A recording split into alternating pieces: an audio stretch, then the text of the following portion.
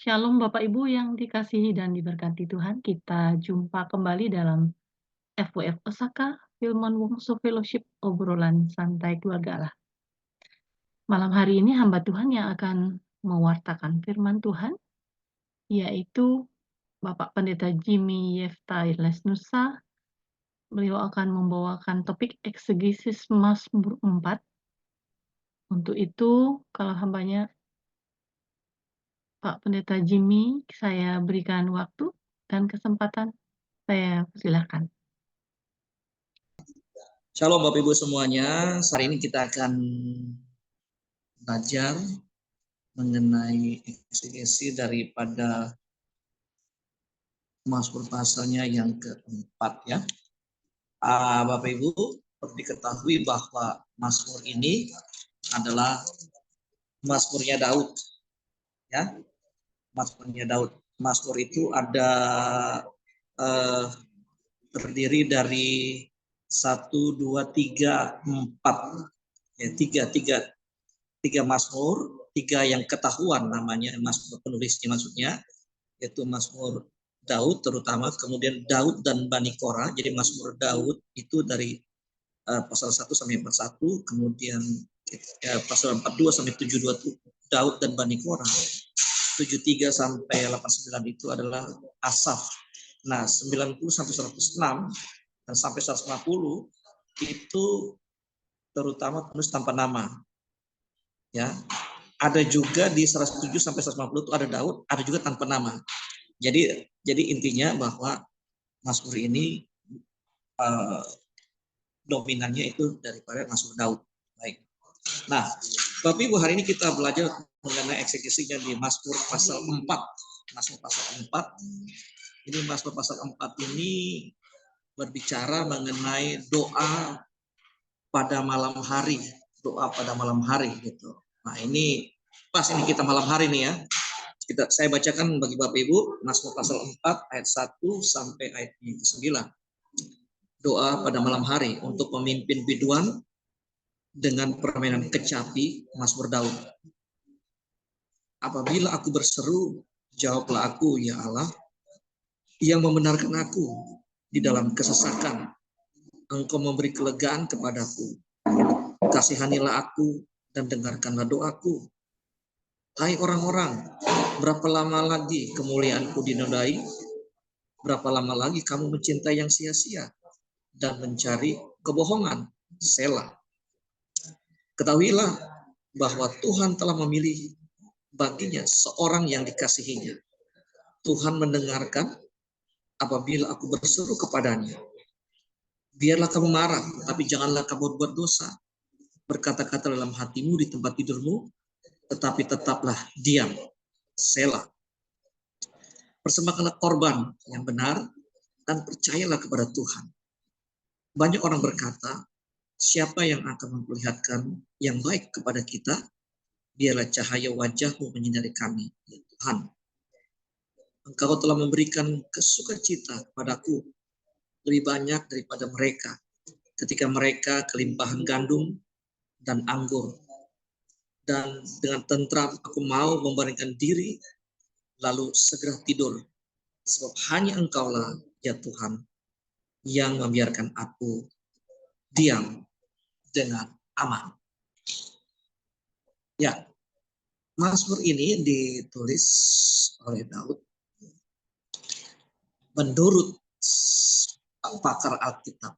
Ya, sekali lagi saya katakan menurut pakar Alkitab, ini adalah Mazmur keluhan atau keluh kesah daripada Daud terhadap dosa yang dia sudah perbuat, dan dia sadar dosa yang sudah perbuat, yaitu kepada siapa? Yaitu kepada yang namanya Batseba yang melahirkan Absalom, ya, Absalom. Nah, Mazmur ini juga merupakan adalah titik tolak daripada kesedihan Daud yang sampai pada puncaknya.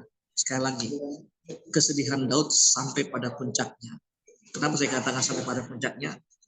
Karena dia berkeluh kesah di atas tempat tidur, gitu. dia berkeluh kesah di atas tempat tidur. Artinya begini, sudah tidak ada lagi daya, sudah tidak ada lagi kekuatan yang dia bisa dapat pakai, yang dia bisa dapat gunakan untuk mengerahkan bagaimana uh,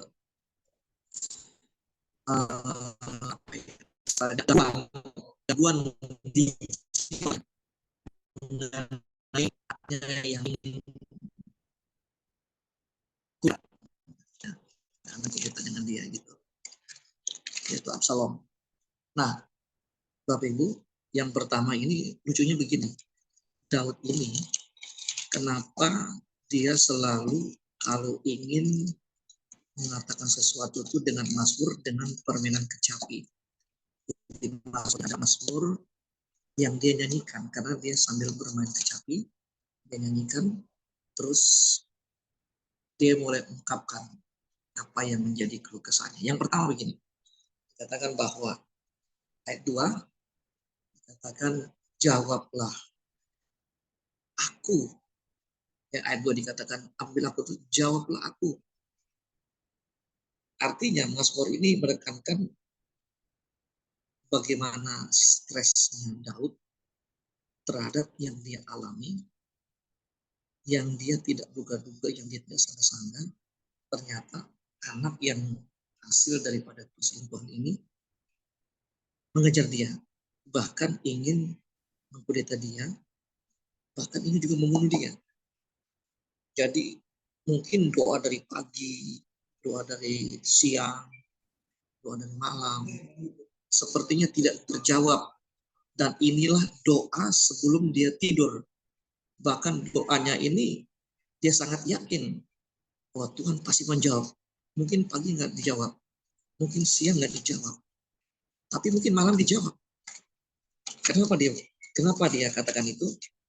Karena dikatakan ini, Tuhan menjawab kepada orang-orang yang akan dijawab doanya. Sekali lagi, Tuhan akan menjawab kepada orang yang dijawab akan doanya. Doa seperti apa? Doa orang yang benar-benar berkeluh kesah. Berkeluh kesah di dalam kesesakan. Artinya, kalau doa kita benar-benar merasa sesak, keluh kesah merasa sesak, terhimpit, sepertinya tidak bisa lagi kita pakai kekuatan yang lain, maka disitulah jawaban Tuhan. Disitulah jawaban Tuhan. Karena dikatakan di dalam kesesakan, di dalam kesesakan, engkau memberikan kelegaan kepadaku. Kasihanilah aku dan dengarkanlah doaku. Bapak Ibu, ini tantangan benar-benar Daud kepada boleh dikatakan dirinya, jiwanya yang saat itu sedang merana. Nah, perhatikan di sini dikatakan dalam Mazmur Daud ini dikatakan tempat tidur.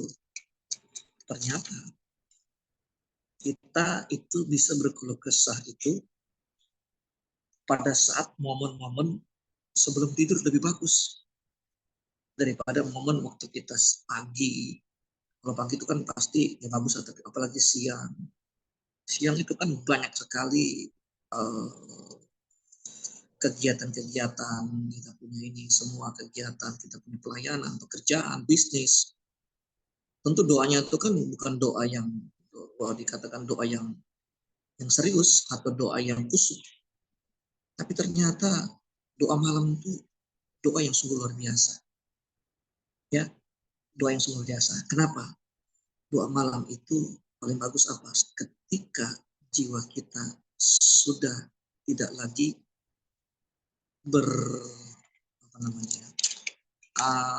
sedang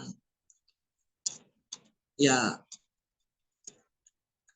bertolak belakang dengan ekspektasi kita, ya kan, kemauan kita. Tapi justru di malam hari itu jiwa kita itu sedang tenang.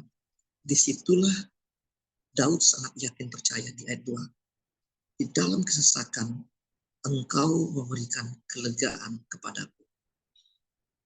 Perhatikanlah di sini saudara-saudara, dikatakan engkau memberikan kelegaan di dalam kesesakan.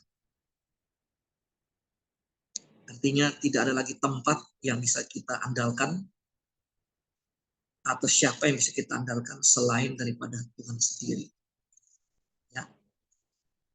Momen di dalam tidur malam atau sebelum tidur malam ini adalah momen yang paling tepat. Saya ingat sekali ada seorang hamba Tuhan terkenal di Korea. Saya sebut saja ya, Cho Yong-gi. Saya pernah baca bukunya bilang begini. Doa yang paling bagus itu jam 12 ke atas, jam 12 malam ke atas. Karena semua kegiatan kita sudah terhenti, bahkan dikatakan penguasa-penguasa di udara itu juga berhenti untuk bekerja, dalam arti berhenti untuk beraktivitas. Ternyata yang dimaksud dengan Cho Yong-gi penguasa di udara itu adalah kayak satelit atau apapun bentuknya, ataupun juga kegiatan roh-roh juga gitu ya, sudah berhenti gitu. Nah ini menurut Cho Yong-gi. Tapi bagi saya pun juga saya rasa bagus juga untuk kalau doa berkeluh kesah itu paling bagus itu di doa malam. Itu sekarang banyak gereja yang mengadakan doa malam itu di Jumat malam, karena besoknya hari Sabtu kan libur, jadi mereka adakan doa malam. Itu paling bagus sekali doa malam. Nah, Daud memberikan kita ada tiga petunjuk. Ya, tiga petunjuk. Kita lihat di pasal 4 ayat 3 pertama. Petunjuk pertama yaitu ayat 3. Ayat 3 dikatakan, hai orang-orang, berapa lama lagi kemuliaanku dinodai? Berapa lama lagi kamu mencintai yang sia-sia dan mencari kebohongan? Jadi doa yang pertama di dalam doa malam itu ternyata yang kita ungkapkan adalah kepada lawan yang waktu pagi hari, yang waktu siang hari, ke sore hari, dia masih melawan kita atau lawan bisnis kita atau tanda kutip kita punya musuh atau kita punya ya bukan hopeng gitu ya, bukan hopeng gitu. Itu paling bagus kita doakan pada saat malam hari.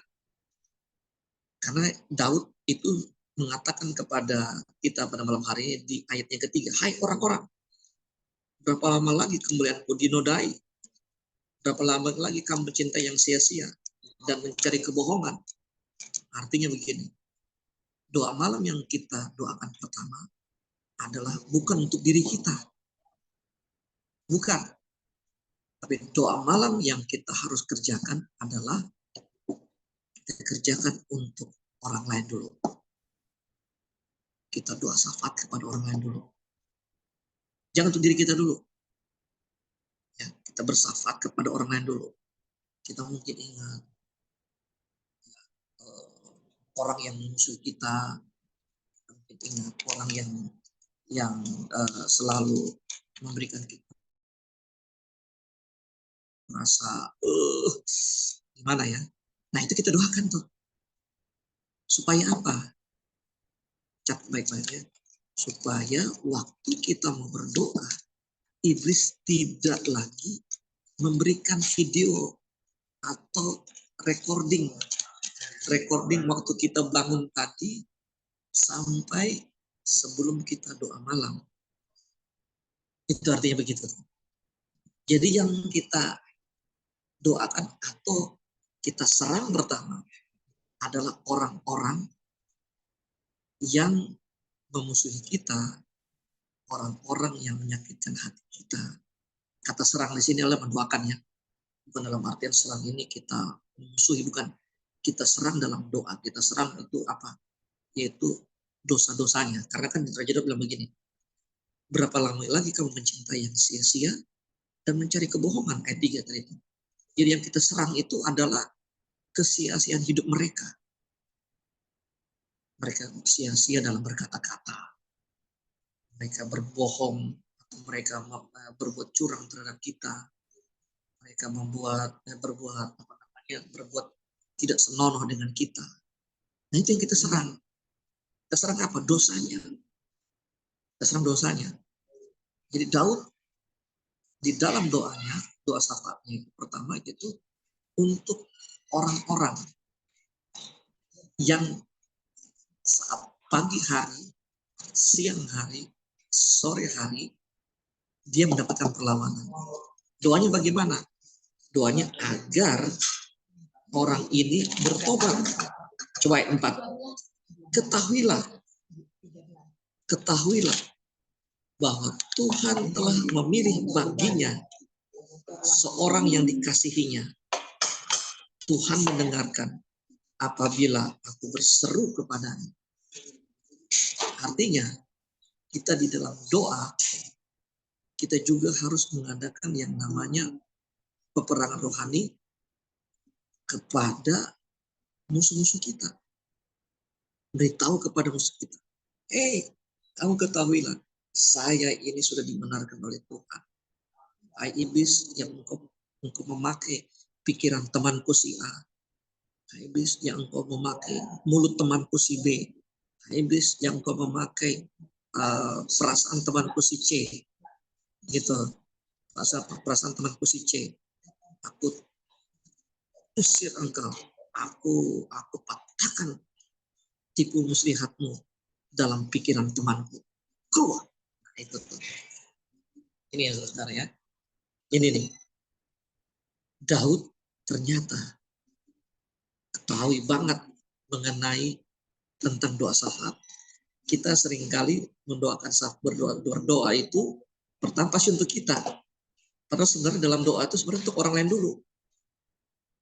Supaya apa? Apalagi untuk musuh kita gitu maksudnya. Terutama buat musuh kita ya. Terutama buat musuh kita gitu. Kita harus lawan.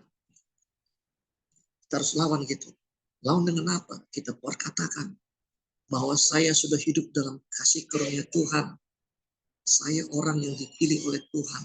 Saya yang sudah di ayat 4 itu dikatakan, saya sudah dibenarkan.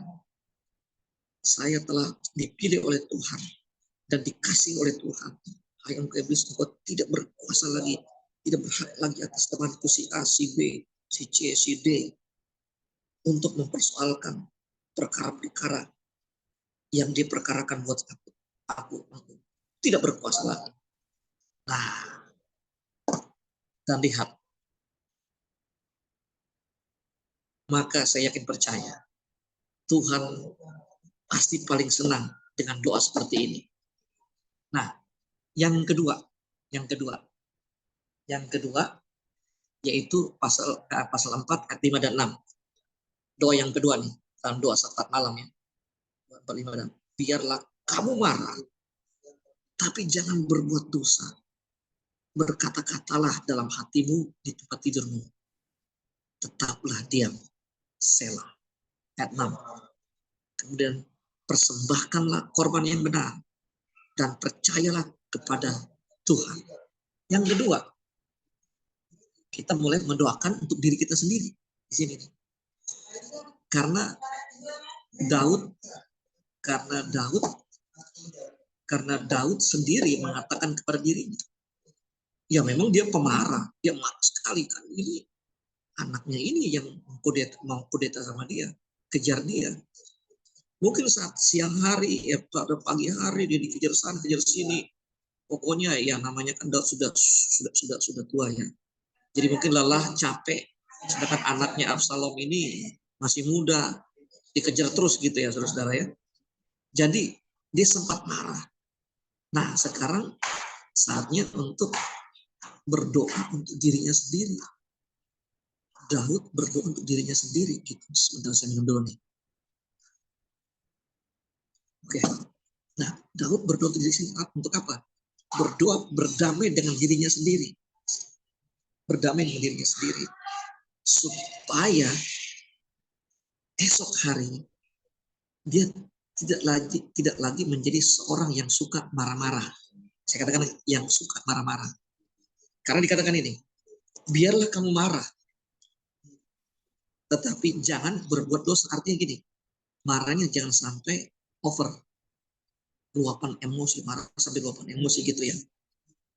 Marah itu adalah kita keluarkan perasaan kita, jengkel kita, yang kita keluarkan, kita ungkapkan. Tapi marah itu jangan sampai berbuat dosa. Artinya apa? Sampai dendam, meluap-luap, terus dendam.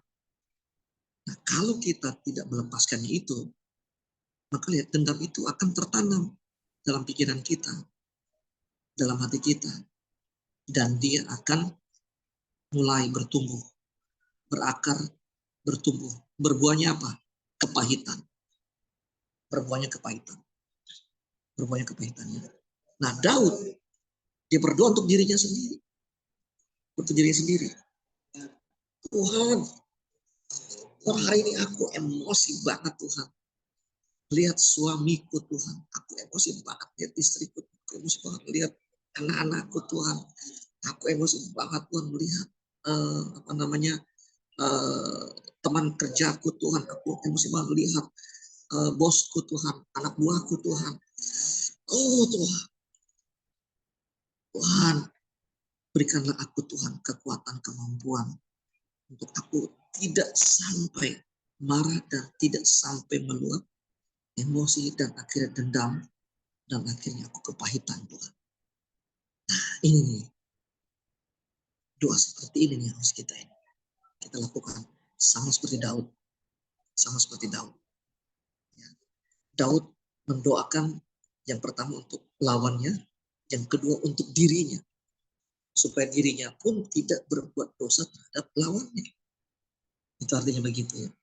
Jadi Daud benar-benar mengingatkan bahwa kita boleh marah, tapi jangan sampai meluap emosi dan akan dendam, akhirnya kepahitan yang terjadi. Setelah kepahitan, diri kita sendiri yang sakit, diri kita sendiri yang rugi. Karena apa? Sementara orang yang kita pahit, dia sedang bersenang-senang dengan istrinya atau suaminya, atau dengan keluarganya. Ya, sementara kita sengsara dengan dendam yang kita pendam. Jadi inilah yang Tuhan inginkan di dalam doa syafaat kita, ya, supaya kita berdamai dengan diri kita sendiri dulu, ya, kita damai dengan diri kita, supaya besok hari pun kita tidak menjadi musuhnya lawan kita atau musuh buat orang lain, gitu. Karena apa? Karena orang yang dendam, catat baik, orang yang dendam itu wajahnya kelihatan banget, kusut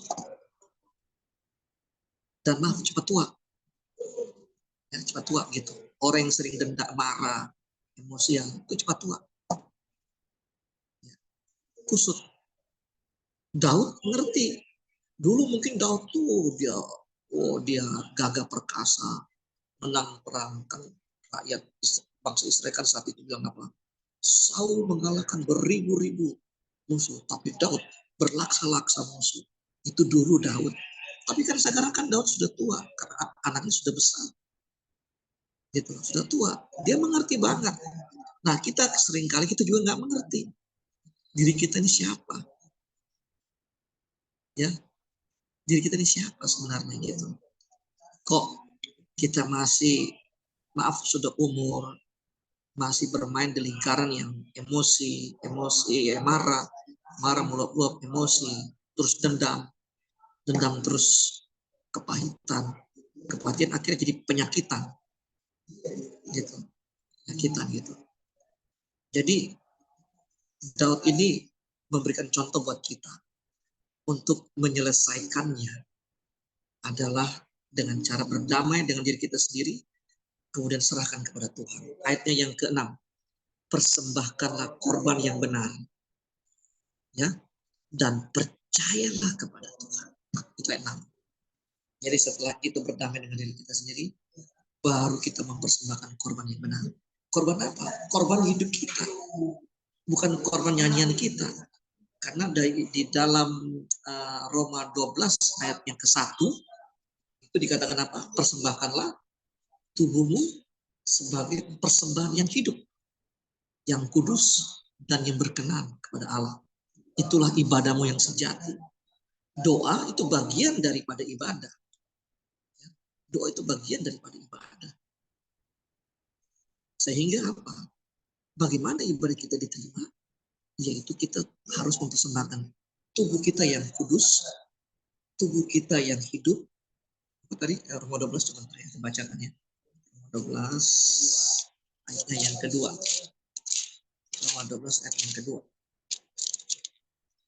Ayat 1, maaf, ayat 1. Karena itu, saudara-saudara, demi kemurahan Allah, aku menasihatkan kamu supaya kamu mempersembahkan tubuhmu sebagai persembahan yang hidup, yang kudus, dan yang berkenan kepada Tuhan. Itu adalah ibadahmu yang sejati. Jadi Daud, waktu dia sedang berdoa, dan saya yakin Daud ini kalau dia berdoa, dia pakai musik. Doanya Daud itu seperti kayak glosolalia. Contohnya gini, ketahuilah. Contohnya gimana ya? Apabila aku berseru kepadamu, jawablah aku ya Tuhan. Gitu, pokoknya glosolalia gitu ya, making melody gitu istilahnya gitu ya. Nah, dia pakai permainan kecapi. Berarti dia sedang beribadah kepada Tuhan. Dia sedang mempersembahkan yang terbaik buat Tuhan. Nah, kita seringkali kita lupa di sini. Masih marah-marah, mudah berdoa syafa'at. Bagaimana bisa? Nggak bisa. Ya, nggak bisa. Ya kan? Ya kan? Jadi bukan dalam artian begini loh. Tuhan mau kita waktu kita menaikkan doa-doa kita, itu kita sudah boleh katakan mempersembahkan persembahan korban yang benar, dan percayalah bahwa Tuhan pasti menerima korban tersebut. Saya katakan persembahkanlah korban yang benar dan percayalah pada Tuhan. Artinya gini, apa yang kita doakan ketika kita sudah mempersembahkan korban ke tubuh kita ini yang sudah berdamai dengan diri kita sendiri. Kita yang seringkali emosi, kita yang seringkali marah-marah, apalagi pokoknya yang kita lakukan dari pagi, siang hingga sore, maka itu harus kita berdamai sehingga tubuh kita mempersembahkan itu tubuh yang kudus, yang berkenan di hadapan Tuhan. Nah ini nih, ya. Jadi inilah.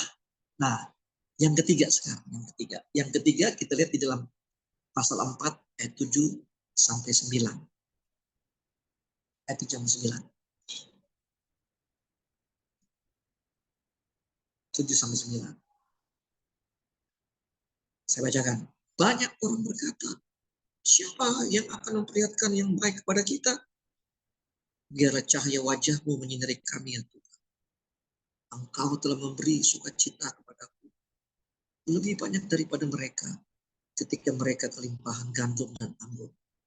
Dengan tentram aku mau memberikan diri, lalu segera tidur.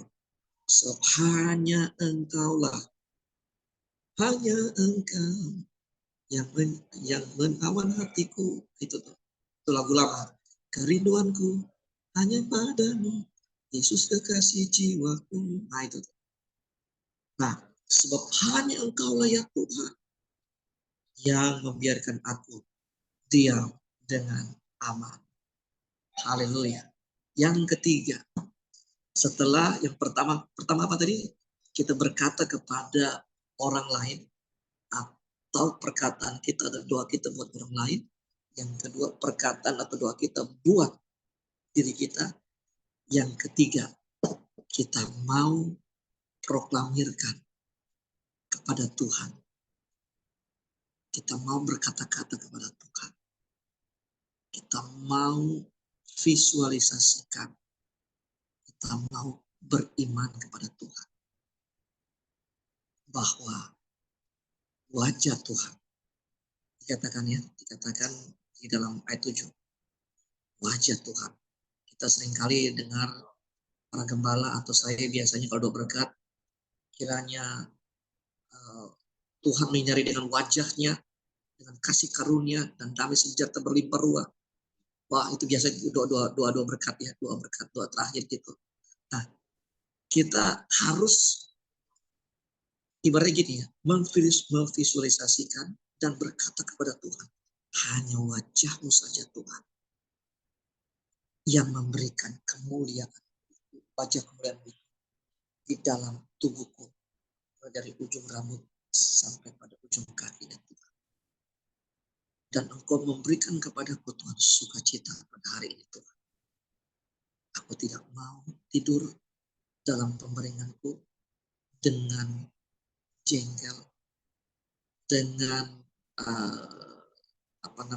perasaan yang belum tuntas kepada suami, kepada istri, kepada anak, kepada siapapun. Aku mau Tuhan, biarlah wajah-Mu Tuhan menyinari Tuhan kehidupanku. Kalau kita lihat di dalam, coba kita lihat ya, Mazmur pasal 23. Coba Ibu bisa tolong Mazmur pasal 23. Saya langsung teringat, kasih ingat ini. Mazmur pasal 23. Pasal 23 ayatnya yang ke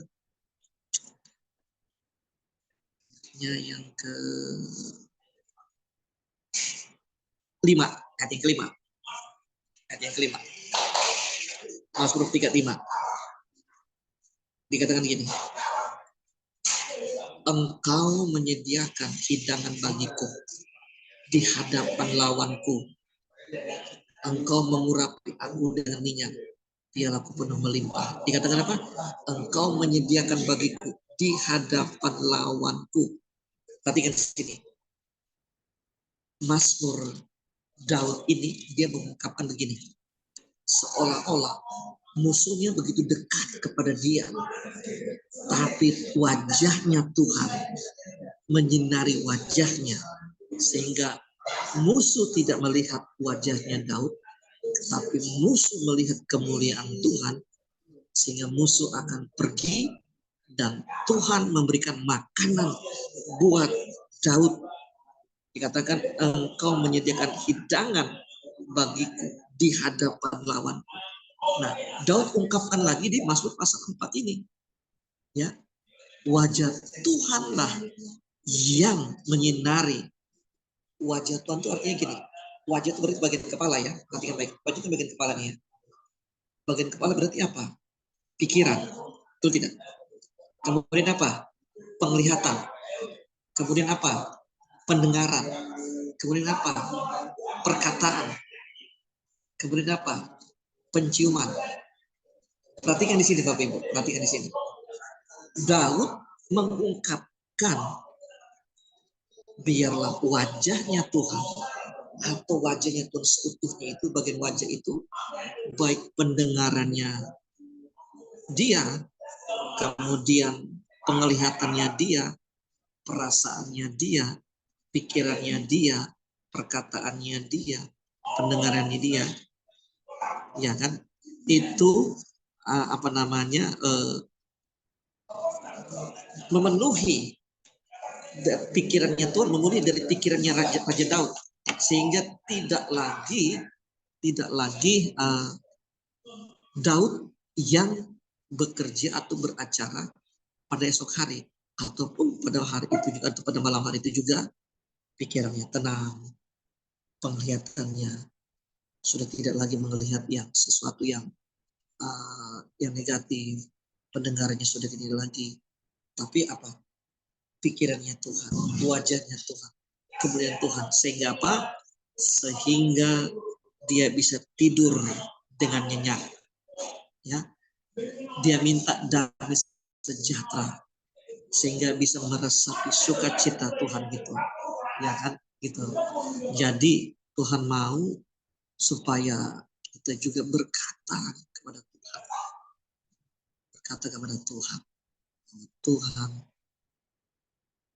biarlah wajah, biarlah kemuliaan Tuhan memenuhi semua isi pikiranku, isi penglihatanku, isi pendengaranku, ya, isi perkataanku, isi perasaanku, semuanya dalam nama Tuhan Yesus Kristus.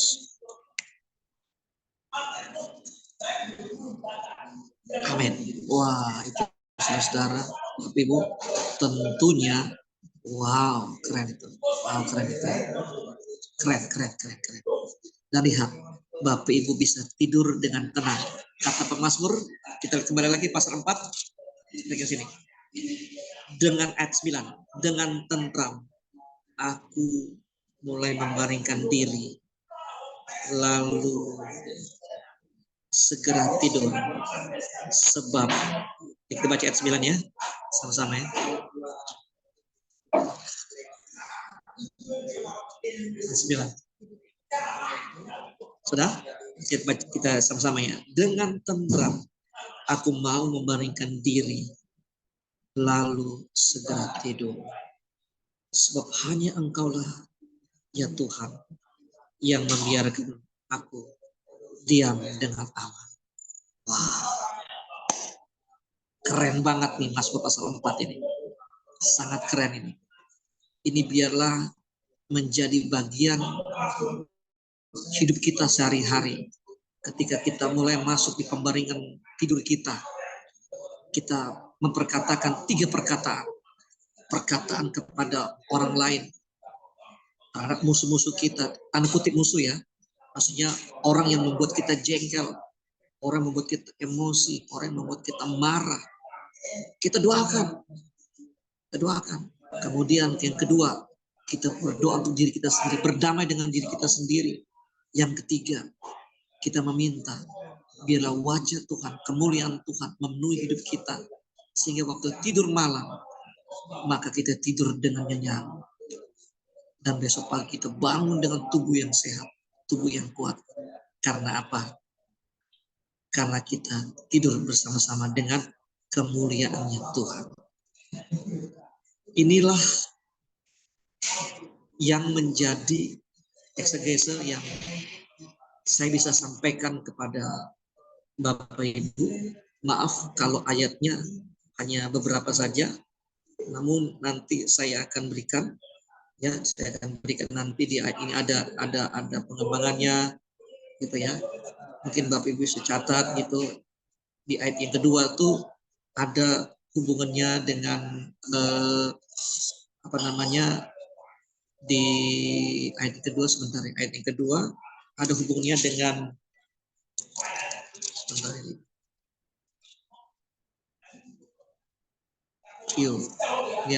Berarti ada hubungannya dengan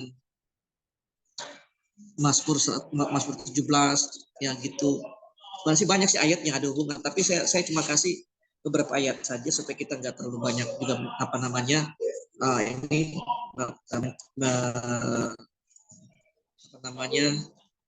lama waktunya, tapi saya yakin percaya dengan ketiga hal ini, 3 perkataan ini, doa pada malam hari ini, eksegesinya yang saya berikan kepada Bapak Ibu, itu biarlah mari kita mau lakukan itu menjadi bagian dalam doa-doa kita, terutama dalam doa malam kita. Sehingga kan banyak orang nih bilang begini ya, aduh saya nggak bisa tidur nih, ya, gelisah, balik sebelah kiri salah, balik sebelah kanan salah, terlentang salah, tengkurap salah, bahkan sudah baca buku nggak ngantuk-ngantuk, nonton TV nggak ngantuk-ngantuk. Kenapa ya? Nah, inilah yang kita mulai belajar bersama-sama. Saya juga bukan dalam artian sudah sempurna dalam hal ini, enggak. Saya pun juga belajar, saudara-saudara.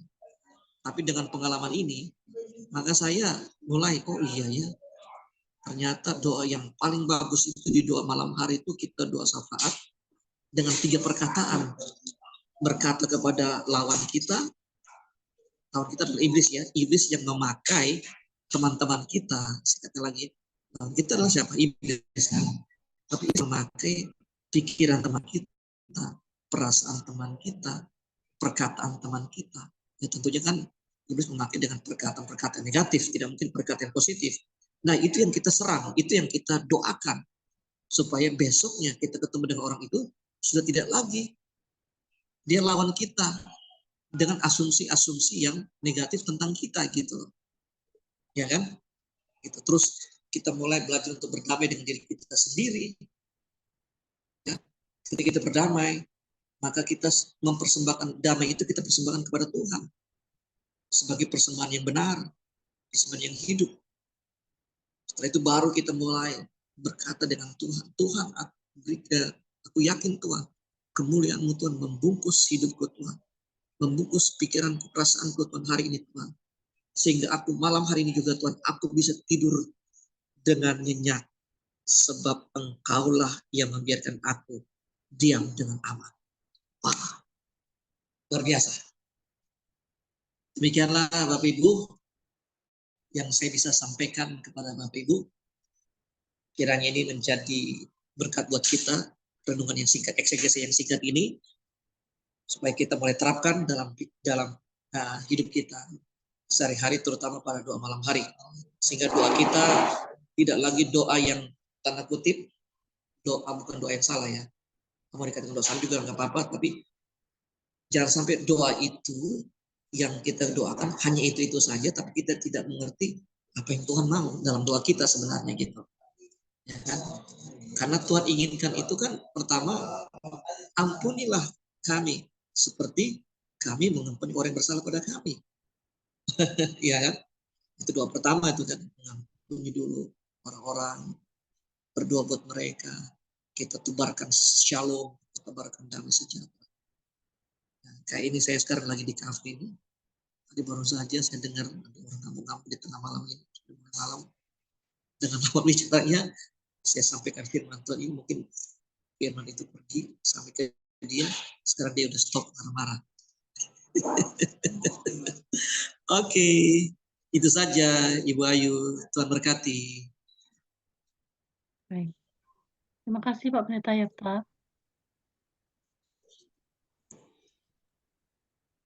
Ya, kita doa ya, kita doa ya.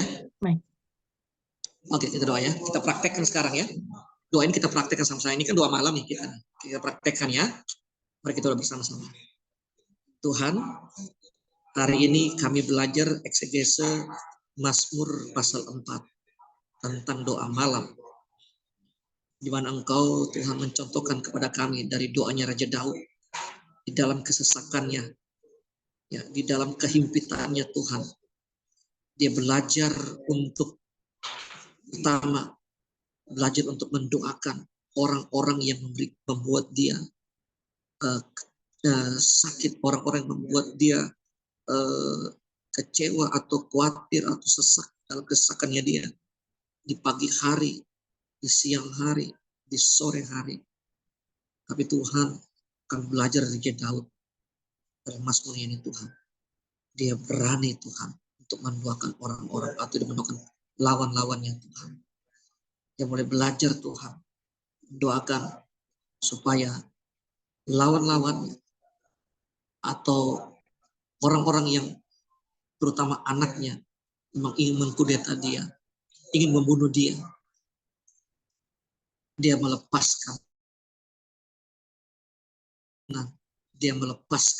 belas kasihan, terutama kepada kuasa kegelapan yang menguasai pikiran perasaan daripada Absalom, anaknya sendiri. Begitu pula dengan kami Tuhan saat ini Tuhan. Mari Bapak Ibu kita praktekkan bersama-sama. Saya berikan waktu kepada Bapak Ibu 2-3 menit. Ayo kita mulai berdoa dari pagi, tadi, siang hari, sore hari. Mungkin ada suami kita, istri kita, anak-anak kita, ya, orang kerja di kantor, teman kantor, teman bisnis kita. Mungkin juga gembala saudara, mungkin juga majelis saudara, ya, yang hari ini saudara-saudara sebel, saudara kecewa, saudara marah dengan orang tersebut. Yuk kita doakan. Saya berikan waktu 2-3 menit. Kita berikan, doakan orang-orang tersebut. Silakan mari kita doa bersama-sama. Silakan masing-masing saudara berdoa. Lepaskan. lepaskan. Doakan supaya pikirannya, perasaannya tidak dikuasai lagi oleh penguasa-penguasa di udara. Sehingga esok hari ketika kita bertemu dengan orang tersebut, ya, dia tidak lagi berbuat yang membuat kita jengkel. Doakan saudara-saudara, silakan. Oh haleluya, haleluya, haleluya. Kau dengar Tuhan, dengar Tuhan, dengar Tuhan, ya Tuhan, dengar Tuhan. Tinggal 1 menit lagi saudara-saudara. Secara random saja kita doakan nama-nama. Haleluya. Gloria. Kasih. Lepaskan dalam nama Tuhan Yesus. Aku ikat semua keotoran kuat yang menguasai teman-temanku, sahabat-sahabatku, atau siapapun. Dalam nama Tuhan Kristus.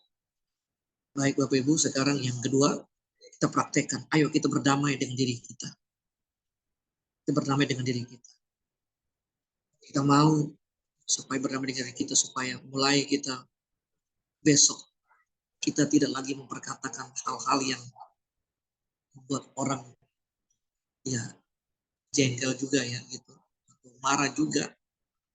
Kemarahan yang kita masih pendam juga sampai saat ini yang belum pernah kita yang belum kita lepaskan, yang tidak kita lepaskan hari ini juga, maka saya yakin kita tidak akan bisa tidur dengan nyenyak. Pasti ada perasaan jengkel, saudara-saudara. Gitu. Mungkin nyenyak juga bisa karena saudara-saudara minum obat tidur atau bagaimana. Tapi besok pagi iblis akan mengingatkan kembali lagi. Maka itu mari kita berdamai dengan diri kita. Ya, Tuhan, kami berdoa untuk diri kita masing-masing Tuhan. Biarlah Tuhan, walaupun Tuhan kami sempat marah, tapi firman berkata, jangan sampai kami berbuat dosa. Walaupun Tuhan kami kecewa, tapi jangan sampai berbuat dosa. Walaupun Tuhan kami sempat emosi, tapi kami sampai berbuat dosa. Kami berdamai Tuhan. Berdamai Tuhan dengan diri kami Tuhan. Dalam nama Tuhan Kristus. Mari kita katakan, saya katakan, hai Yefta, kau tidak bisa lagi berbuat marah dan tidak bisa marah sampai berbuat dosa. Dalam nama Tuhan Yesus Kristus. Aku berdamai dengan diriku sendiri. Supaya diriku benar-benar Tuhan. Tidak ada lagi simpan kepahitan. Simpan amarah. Simpan dendam. Dan membuat diriku rugi sendiri. Sehingga menjadi penyakitan. Setiap hari yang harus saya alami. Dalam nama Tuhan Kristus. Dalam nama Tuhan Kristus. Sekarang yang ketiga, saudara-saudara, kita praktekkan lagi. Mari, setelah kita berdamai dengan diri kita sendiri, sebelum kita masuk yang ketiga, mari kita katakan kepada Tuhan, Tuhan aku persembahkan Tuhan, hidupku Tuhan, kepadamu Tuhan sebagai persembahan yang hidup, yang berkenan di hadapan-Mu Bapa. Persembahan yang benar di hadapan-Mu. Inilah hidupku Tuhan. Inilah tubuhku Tuhan. Inilah jiwaku Tuhan. Inilah rohku Tuhan. Yang aku sudah berdamai dengan diriku sendiri. Dalam nama Tuhan Kristus. Kita persembahkan tubuh kita di hadapan Tuhan. Karena tubuh kita sudah kita berdamai. Berdamai dengan orang lain. Berdamai juga dengan diri kita sendiri. Yang ketiga. Mari saudara-saudara. Kita minta. Biarlah kemuliaan Tuhan. Wajah Tuhan itu. Pikiran Tuhan. Wajah di bagian kepala. Berarti ada pikiran. Ada pendengaran. Ada penglihatan. Ada perkataan. Ya. itu memenuhi kehidupan kita. Malam hari ini juga, katakan saudara, biarlah wajah-Mu, biarlah kemuliaan memenuhi hidupku pada malam hari ini ya Tuhan. Sehingga firman berkata, dengan tentram aku mau memeringkan diri, lalu segera tidur. Sebab hanya Engkaulah Tuhan yang membiarkan aku diam dengan aman. Tuhan, biarlah yang kami praktek pada malam hari ini Tuhan, kami akan praktekkan sampai seumur hidup kami. Sehingga hidup kami berkenan di hati-Mu. Dalam nama Tuhan Yesus Kristus. Amin. Amin. Amin.